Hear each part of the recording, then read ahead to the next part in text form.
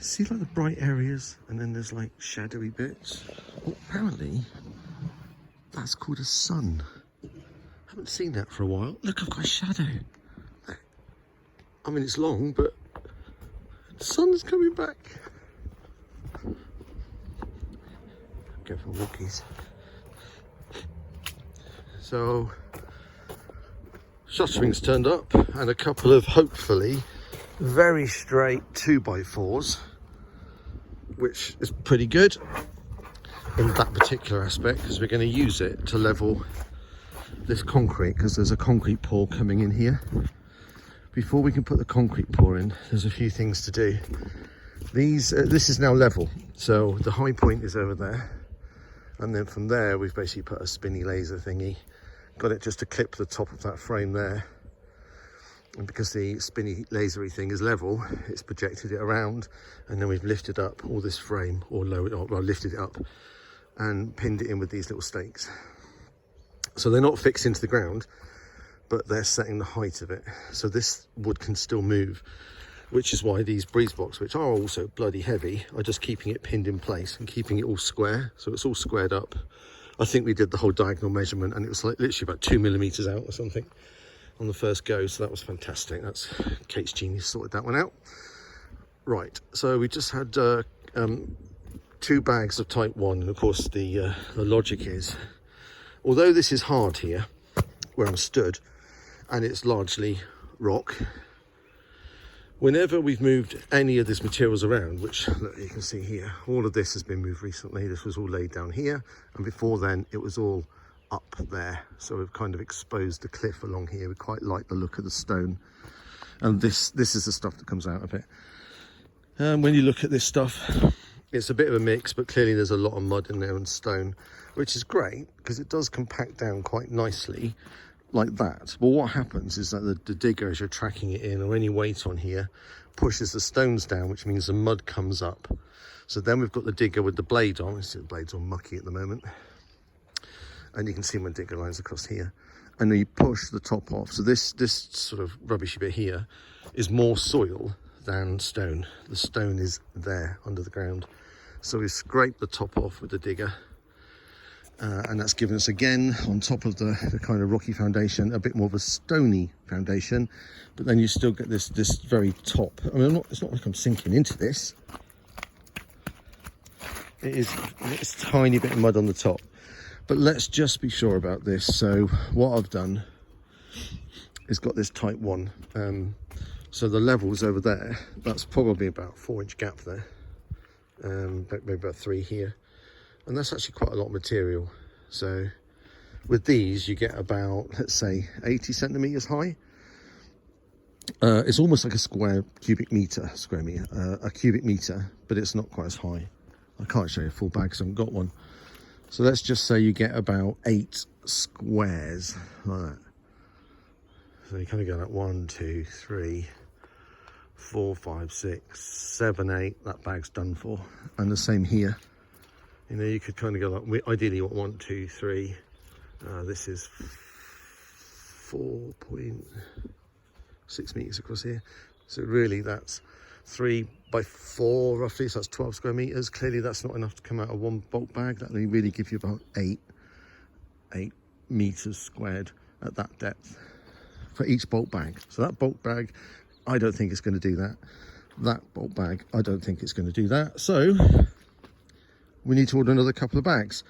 I'm going to get in the digger in a minute, and I'm just going to push this around just so I can see literally how far off it is. Whenever you order a bulk bag of stuff like this, that's about 50 quid. That's about 50 quid as well. So what I'm starting to think, like long term, if anywhere I go in this place, in any direction I walk now, I can walk over and pick up, you know, a substantial stone, which is like something like the size of my welly, you know, something you can hold in one hand like that. Something like this. It's slate, it's solid. We've got millions of them. Of course, there's bigger ones that are just going to be more of a struggle, but there's loads and loads of these sorts of ones, especially up here where the eagle's nest is. It's riddled with it. And not only here, there's that massive pile up in the middle of the woods. So I'm starting to think, you know, I paid 50 quid for that. And yet I've got all of this material. I'm starting to think about a rock crusher. A rock crusher that ain't going to be cheap.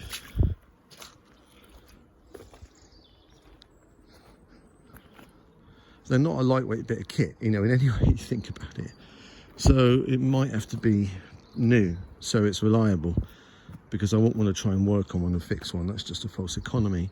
So I'm thinking about a rock crusher that I can have, that I can just walk up to. Any stuff right up there, look, see all that stuff? Now there is tons upon tons of the stuff. I've got more than anybody's ever going to need in their lifetime.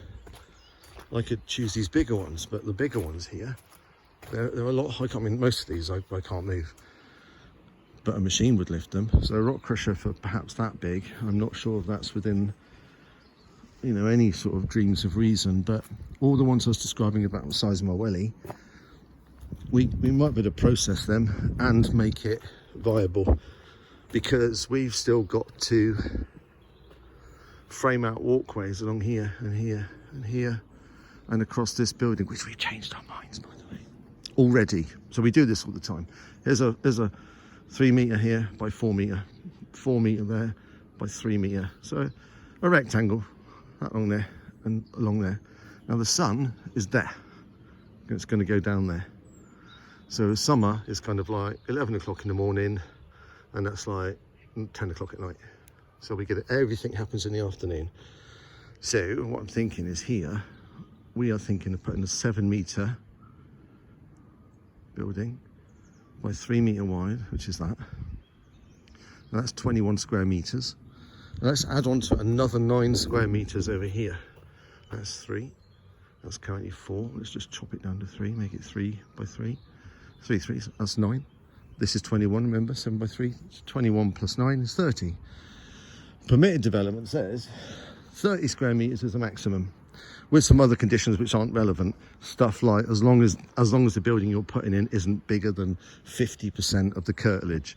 Yeah, really, you know, seriously. Nowhere near it. Nowhere near it. So we can keep putting buildings up here until we're blue in the face, and we'll still be within permitted development rights. Neighbours might be upset, so let's go and stand on the edge of a building, because the neighbours who can, oh, they can't see it, can they? No, and that neighbour's right over there. So no, there's no privacy issues. What else? Height, oh, that's easy, 2.5 metre to the eaves. What else? The apex, I think that's probably up to about 4 metres. Can't remember, it's either 3 or 4.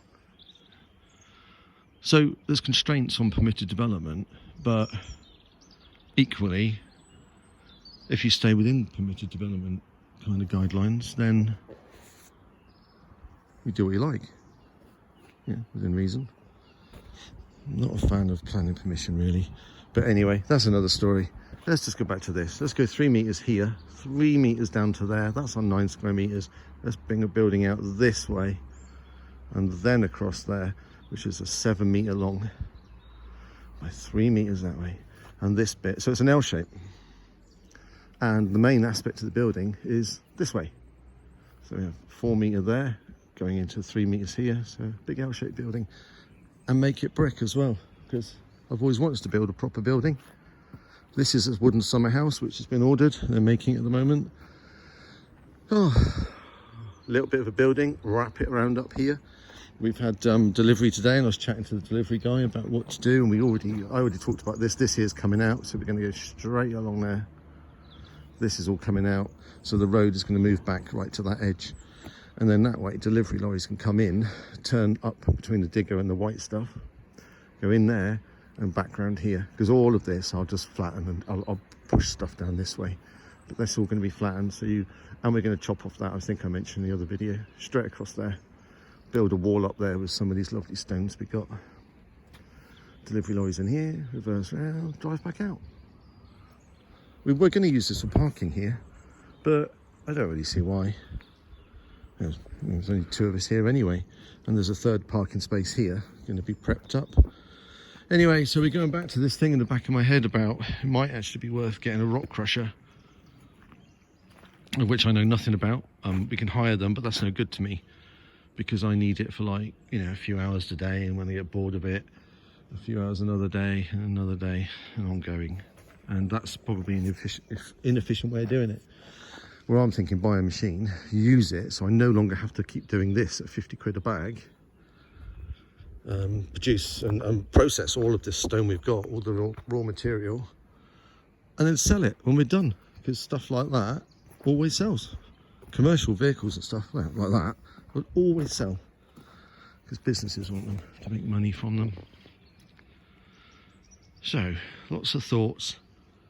Right, that was it. Anyway, we've just done I've just taken load of this so the timbers to frame out the sauna, which is over there.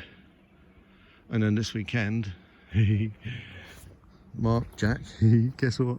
We're going to try and lift this and step over this carefully, because this is all a bit not pinned down yet. We're going to move the crime scene and the dumper that's in it and the quad bike and stuff. We'll bring it around that way. Tent will move, and we're probably going to stick it back here behind me, back to where it originally was in the car parking spaces. It's going to look a bit crap from down there from people walking past, but you know, such is life. It's only temporary. Eventually it's going to go right down beyond the barn, but that's like another day once we've finished doing our construction. The one thing it's really good for is like the dumper's parked in it at the moment, and it keeps it dry. It's fantastic. So you get on it, you don't get a wet bum. Simple as that. Right, waffling away. So tonight, I've got the extension lead somewhere, just God knows where it is, in there, and I've got some floodlights which we're going to hook up, and we're going to put some pins in the ground. We're going to pin this to stop all this wood from moving away when we start putting load and pressure onto this wood. There's some big pins that we were using for off-roading. There you go. The benefit, they've got this nut welded to the top, so you've got some chance of getting them out of the ground again. And there's some rebar turned up as well. That should be somewhere. Where's the rebar? Yep, I can see it just hiding underneath that wood over there. So the rebar is a different process.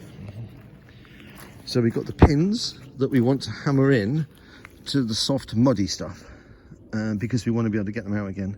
If we hit rock continually here, then what we'll do is drill down through the rock with a big drill bit, a big, like, you know, 18-inch drill bit, which is like 12 mil, so about my little finger. We drill down about 12 inches through the rock. We cut off 18 inches of rebar. We place it in the hole and go down about 6 inches. That pin will be here to stop this from being pushed out. Once you get the mass of all the concrete, once the pour happens, this will have a lot of pressure pushing this out. So you pin it into the ground. Once it's done, I want to take this piece of wood off. So once the concrete's actually set, what I'll have is a bit of metal bar sticking up. And because I've stuck it into the stone, it ain't going to want to come out again. So for the rebar, because I'm drilling in 12 inches, but I'm only actually knocking the pin in 6 inches, and it can sit quite proud up here, as I'll continue to knock the pin straight into the ground, and it'll go down into the rock and it'll stay there, just so it's hidden. So when this is done, this will be an exposed face of the concrete, and you'll probably see some of this aggregate here, which is going to be compacted down there.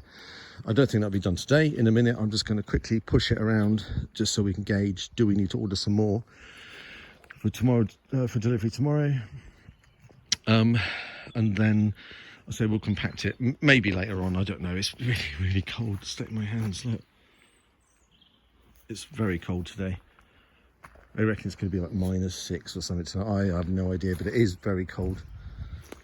Right, so look, sunshine there. Look at that. Fantastic, isn't it? Oh. Right, I'm going to stop talking. I need to pop back in.